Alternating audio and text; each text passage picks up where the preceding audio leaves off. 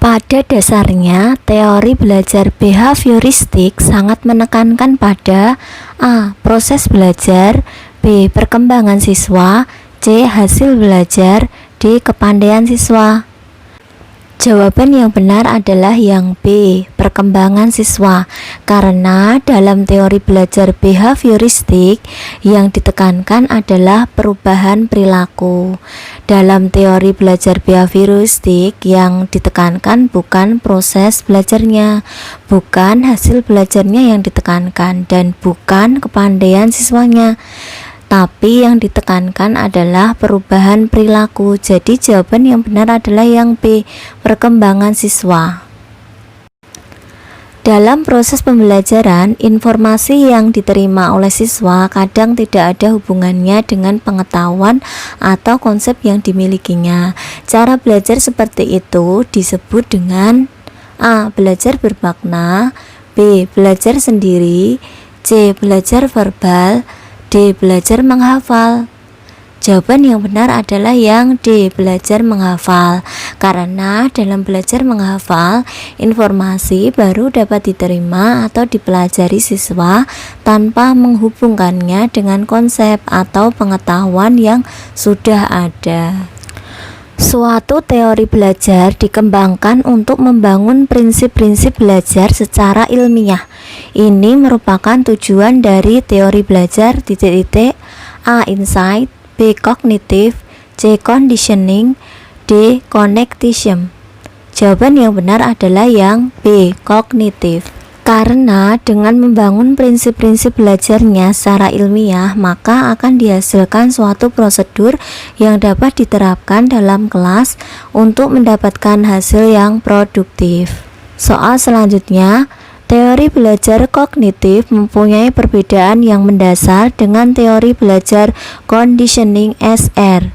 Teori belajar kognitif menggunakan pendekatan masa kini, artinya A. Mempelajari perilaku manusia di masa lalu digunakan untuk memprediksi masa depan.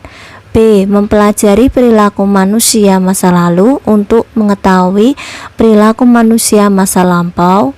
C. Mempelajari perilaku manusia masa kini untuk keadaan manusia saat ini. D. Mempelajari perilaku manusia masa kini untuk dibandingkan dengan perilaku manusia masa lalu. Jawaban yang benar adalah yang C. Mempelajari perilaku manusia masa kini untuk keadaan manusia saat ini. Karena pendekatan masa kini merupakan salah satu pendekatan dalam teori belajar kognitif. Penerapan teori belajar Brunner dalam pembelajaran sebaiknya memperhatikan hal-hal berikut ini, kecuali A. Membantu siswa agar dapat melihat adanya hubungan konsep yang satu dengan yang lain. B. Memberikan pertanyaan yang memungkinkan siswa untuk mencari jawabannya. C. Mendiskusikan tentang suatu masalah dengan siswa. D. Mendorong siswa untuk menyampaikan pendapatnya. Jawaban yang benar adalah yang C. Mendiskusikan tentang suatu masalah dengan siswa. Karena hal ini bukan satu hal yang harus diperhatikan dalam menerapkan teori belajar Brunner dalam pembelajaran. Jadi yang benar jawabannya adalah yang C. Soal selanjutnya, pendidikan merupakan suatu upaya untuk membantu manusia agar mampu hidup sesuai dengan martabat kemanusiaannya. Hal ini karena pendidikan bersifat A. Humanisasi, B. Individualitas, C. Sosialitas, D. Potensialitas. Jawaban yang benar adalah yang A. Humanisasi. Karena tujuan dari humanisasi adalah upaya memanusiakan manusia. Lanjut pertanyaan selanjutnya. Pada dasarnya, upaya pembaharuan pendidikan tertuju pada peningkatan mutu proses dan produk sistem pendidikan nasional. Proses dan produk tertentu terutama tertuju atau tersangkut dalam bidang A. Peningkatan pemerataan kesempatan belajar, B. Pembebasan biaya pendidikan pada pendidikan dasar, C. Cara mengatasi kendala terhadap pelaksanaan inovasi pendidikan, D. Pendemokrasian pendidikan di Indonesia. Jawaban yang benar adalah yang A, peningkatan pemerataan kesempatan belajar. Sebab dasar dari upaya pembaruan pendidikan tertuju pada peningkatan pemerataan kesempatan belajar.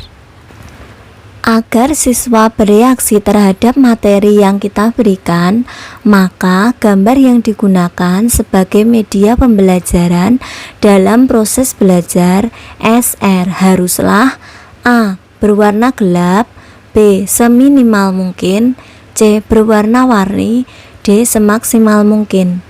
Jawaban yang benar adalah yang D, semaksimal mungkin, karena dengan menggunakan media pembelajaran yang maksimal diharapkan siswa menjadi lebih memahami materi pembelajaran. Dalam media pembelajaran sebaiknya tidak menggunakan warna gelap. Penggunaan media dalam pembelajaran sebaiknya diperbanyak agar siswa lebih memahami materi pembelajaran. Kemudian penggunaan media yang berwarna-warni akan membuat siswa menjadi bingung. Jawaban yang lebih tepat adalah yang D, semaksimal mungkin. Soal selanjutnya. Ada tahap-tahap yang harus dilalui guru pada waktu mengembangkan strategi pembelajaran. Salah satunya adalah guru menetapkan atau merumuskan tujuan untuk mengukur keberhasilan dari proses pembelajaran tersebut.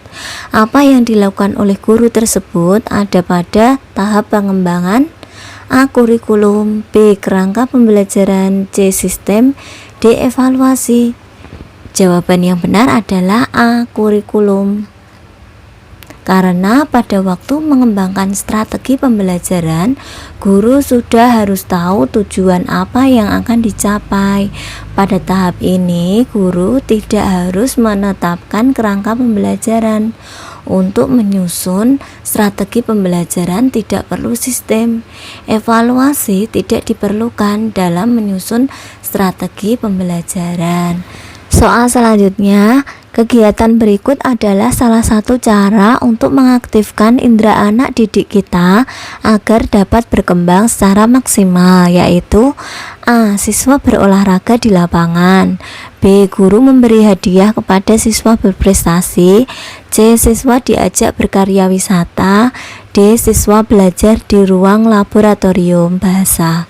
Jawaban yang benar adalah yang D. siswa belajar di ruang laboratorium bahasa, karena kegiatan ini dapat melatih cara mendengar yang efektif kepada siswa. Soal selanjutnya, dalam menerapkan strategi pembelajaran berbasis multiple intelligence, ada langkah-langkah yang dapat digunakan, antara lain A. membuat kebijakan baru mengenai strategi pembelajaran, B. mengkaji kembali apa yang telah dipelajari oleh siswa, C. memberdayakan semua intelijensi yang dimiliki oleh siswa, D. menyediakan fasilitas yang lengkap untuk semua jenis kecerdasan. Jawaban yang benar adalah yang C. memberdayakan semua intelijensi yang dimiliki oleh siswa, karena memang untuk menerapkan strategi pembelajaran berbasis multiple intelligence, maka guru harus dapat memberdayakan semua intelijensi yang dimiliki siswa. Cara melatih silang intelijensi anak dapat dilihat dari kegiatan berikut ini, kecuali A. guru dan siswa melaksanakan kegiatan di lapangan yang ada di sekolah, B. siswa diberi tugas untuk mendata tanaman yang ada di sekitar rumahnya, C. guru memberi kesempatan kepada siswa untuk bernyanyi di depan kelas, D. Ali mendapat tugas untuk membuat maket Pak Rumah Minangkabau. Jawaban yang benar adalah yang A. guru dan siswa melaksanakan kegiatan di lapangan yang ada di sekolah, karena kegiatan ini bukan merupakan cara untuk melatih silang intelijensi yang berbeda. Langkah pertama dalam mencari nilai rata-rata yang tidak dikelompokkan yaitu A. menjumlahkan skor-skor yang diperoleh, B. menentukan besarnya jumlah orang dalam kelas, C. mencari nilai rata-rata dengan pendekatan rumus, D. menentukan rentang skor terbesar dikurangi skor terkecil. Jawaban yang benar adalah yang A, menjumlahkan skor-skor yang diperoleh, karena jumlah skor-skor merupakan pembilang yang harus dibagi. Soal selanjutnya, perspektif kognitivisme berpendapat bahwa perilaku siswa ditentukan oleh persepsi siswa itu sendiri yang dipengaruhi oleh A, pengalaman, B, berbagai penguatan, C, cara belajarnya, D, lingkungannya. Jawaban yang benar adalah yang A, pengalaman, karena perilaku siswa bukan merupakan fungsi sesuatu sebagai ganjaran, tetapi lebih ditentukan oleh persepsi siswa yang dipengaruhi pengalaman dan apa yang dianggap berharga.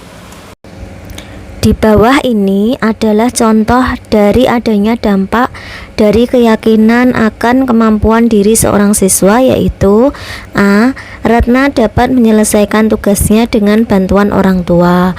B, Hesti merasakan sakit perut karena akan mengikuti tes.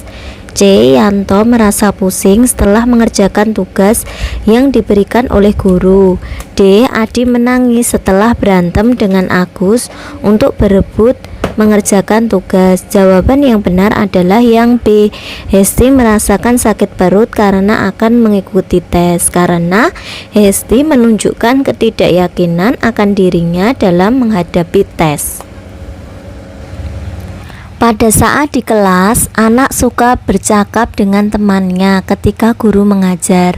Peristiwa tersebut termasuk tahap perkembangan afektif menurut Maser pada tingkat A, tak bertanggung jawab, B, pengendalian diri, C, tanggung jawab pribadi, D, keterlibatan. Jawaban yang benar adalah yang A, bertanggung jawab, karena anak tidak akan bisa dan bertanggung jawab atas perbuatannya. Dalam pembelajaran konstruktivisme lebih menekankan pada pengembangan strategi berpikir siswa. Untuk itu, evaluasi yang paling tepat digunakan adalah evaluasi yang mengukur hal-hal berikut, kecuali A, pengetahuan saja, B, pengetahuan dan kinerja, C, sikap dan kinerja, D, sikap, pengetahuan dan kinerja. Jawaban yang paling benar adalah yang A, pengetahuan saja, karena bukan aspek pengetahuan saja yang perlu dievaluasi. Pada dasarnya, strategi pembelajaran di sekolah dapat menggunakan teori behavioristik untuk mengajarkan siswa memproses informasi sebagai berikut, kecuali A, membuat asosiasi, B, membedakan, C, membuat skema, D, mengingat.